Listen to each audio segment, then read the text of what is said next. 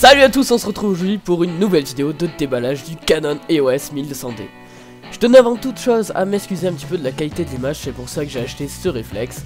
Vous pouvez voir que je l'ai eu avec le boîtier, l'objectif et un petit sac à dos ainsi qu'une carte SD de 8 Go. Donc au niveau du boîtier, il est totalement normal.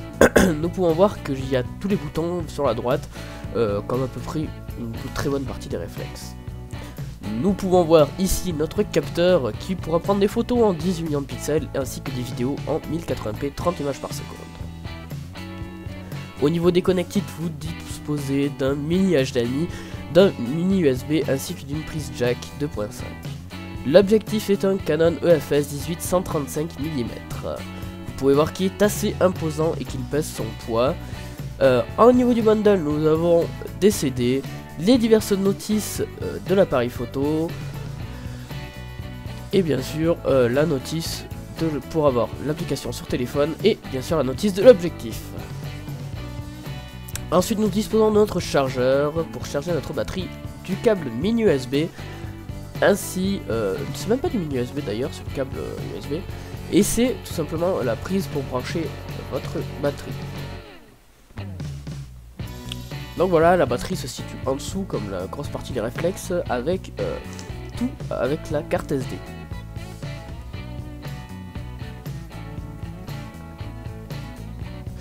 Bien sûr, un petit logo full vous marquera, c'est plus simple que lorsque ça clignote ou quoi. Revenons sur l'objectif, il fait vraiment son poids, il est assez lourd. Alors on va tout de suite le monter sur notre boîtier, donc pour ça c'est assez simple, hein. Il suffit d'enlever les protections et de le monter. Essayez de ne pas faire tomber de poussière à l'intérieur, ça pourrait être mieux quand même. Donc du coup on va le mettre, c'est une opération qui est semblable sur tous les réflexes. Hop, et on le met et on le fait tourner, voilà, parfait. Alors vous pouvez voir qu'avec ça, ça fait quand même un beau bébé l'appareil photo, c'est assez lourd.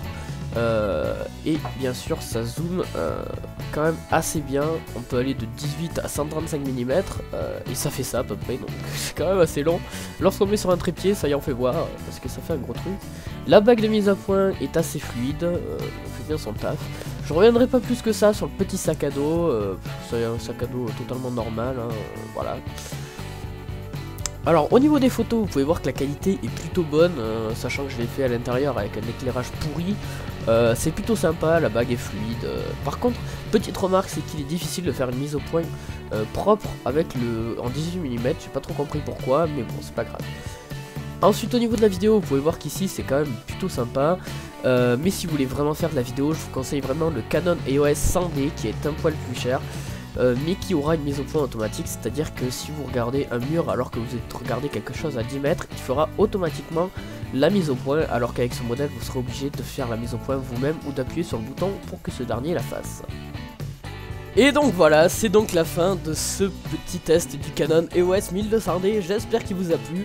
N'hésitez pas à me laisser un petit pouce vert et me suivre sur Twitter ainsi que sur YouTube.